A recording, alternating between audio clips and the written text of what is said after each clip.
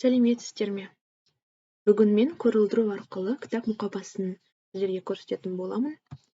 Мынау мен жасаған кітаптың мұқабасы цифрлық білім беру ресурстарына жасаған болатынмын. Қазір мен мысал ретінде басқаша кітапқа жасап көрсететін боламын. Ол үшін создать батырмасын басамыз. Окей. Енді бізге кітап бетін жасап алу керек. Ол үшін мен мына жақтан фигура алатын боламын. Тура кітаптың жанына сәйкес қылып, сондай фигураны қоятын боламыз.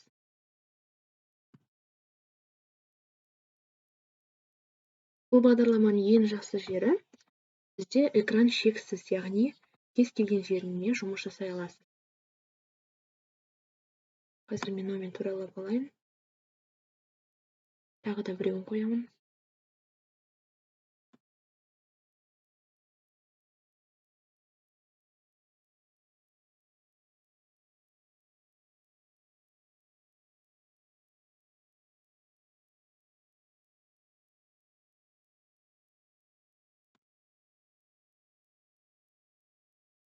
Бұны да туралап аламын.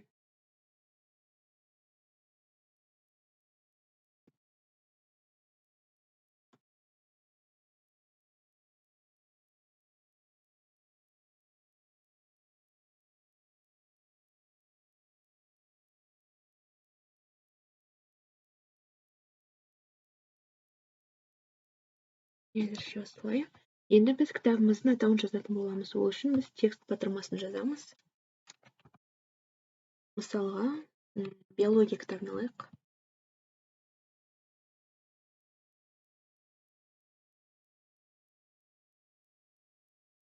Оны қазір мен журнал шрифтке қоямын.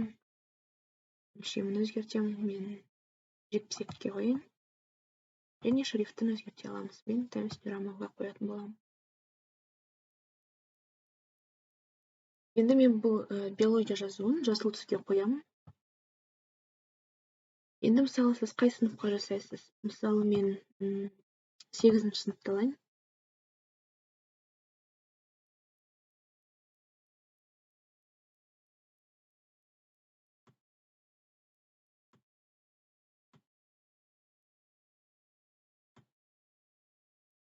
Қоямын. Және оны да мен жасыл түске қоятын боламын. Мына жерде бізде түстер палитрасы берілген. Жасыл түске қойдым. Енді біз экранымыздың кез келген жеріне сурет қоя аламыз. Мен ол выделять ету үшін фигураның ішіне салатын боламын.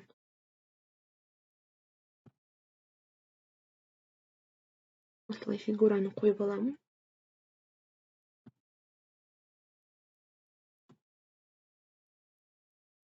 Енді интернет желісінен сурет іздейтін боламыз.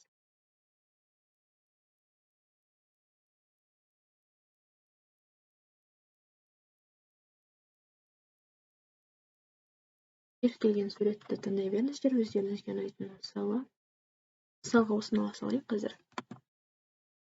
Копировать картинку. Енді біз көрілдіруға барып, мына жерде ставить ететін боламыз.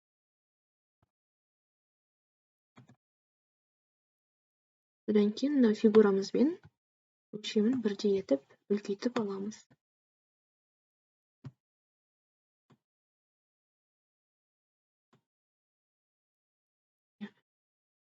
Енді астына біз қай баспадан шыққаны жазсақ болады. Мысалы мен әзір Алматы 2021 деп жаза беремін.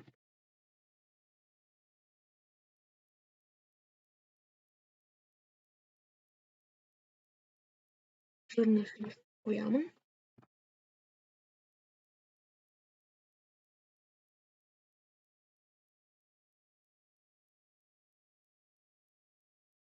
Осы өлшемі болады. Енді мына жақтарын өздеріңіз білесіздер, фантазияларыңызға қарай әсемдей бересіздер. Мысалы мен тура жаңағы кітаптағыдай жасай беремін. Мына жерге фигуралар қоямын. Немесе фигураны өздеріңіз суретпен салсаңыздар да болады, өздеріңіз ойдан шығару арқылы.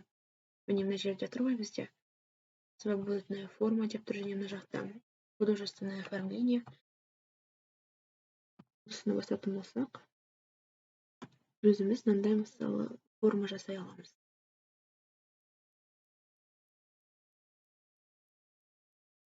Осындай сияқты шығады. Ал мен төртбұрыш қоя беремін.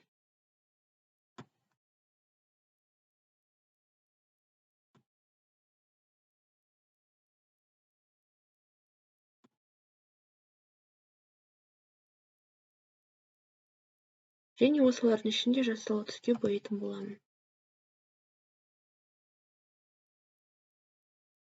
Енді мына жерде өздеріңіз білесіздер, мына жаққа мен мысалы сыныпты жазатын боламын тағы да.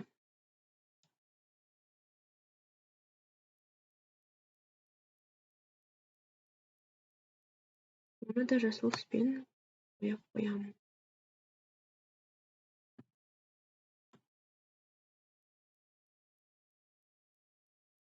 Мына жаққа өздеріңіз білесіздер, мысалы мен QR код қойған болатынмын қазір. Тағы да QR код іздеп көрейік. Арнайы өзінің QR коды болуы мүмкін. Мен мысал ретінде QR кодты ала беретін боламын.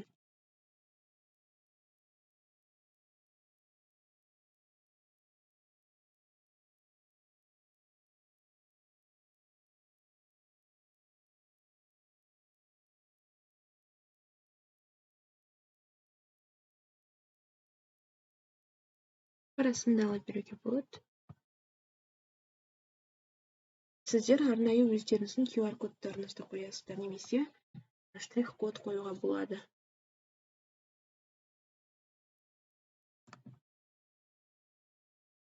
Картинаны копировать етеміз. Драйвқа апарамыз, ставить етеміз.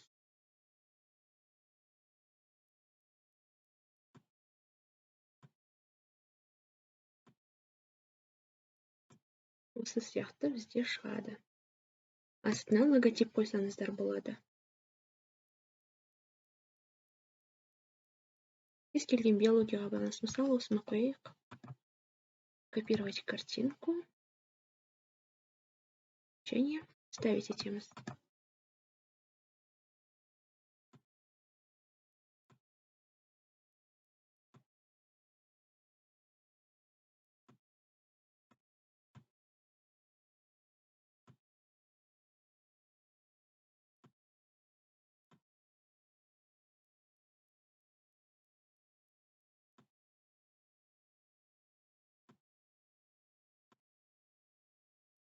Осымен біздің кітабымыздың мұқабасы дайын. Сіздерге көрілдіру бағдарламасы ұнады деп ойлаймын.